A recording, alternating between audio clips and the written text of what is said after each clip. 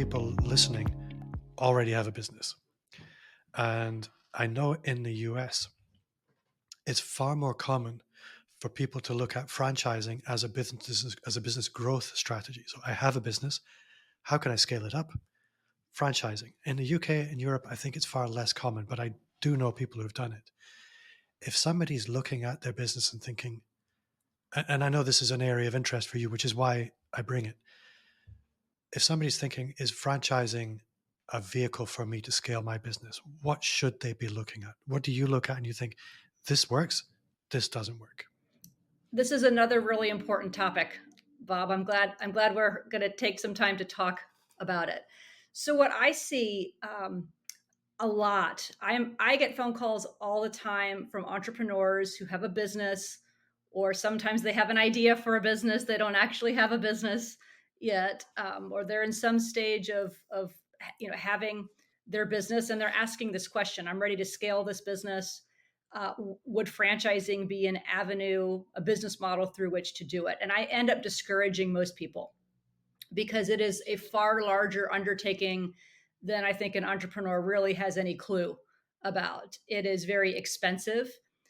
It's franchising has different regulations in different regions around the world. In the US, it is heavily regulated by the Federal Trade Commission. There's a lot of hoops that an entrepreneur has to jump through to not only create their franchise offering, but then sustain it.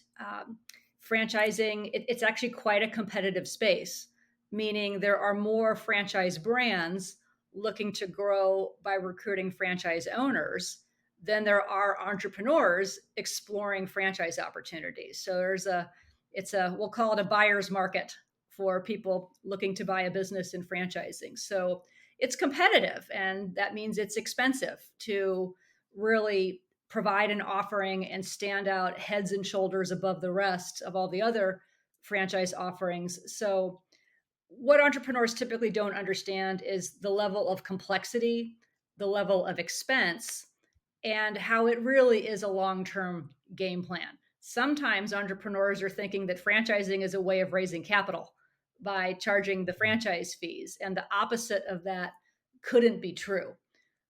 Couldn't be, did I say that right? The opposite of that couldn't be more true. Yeah.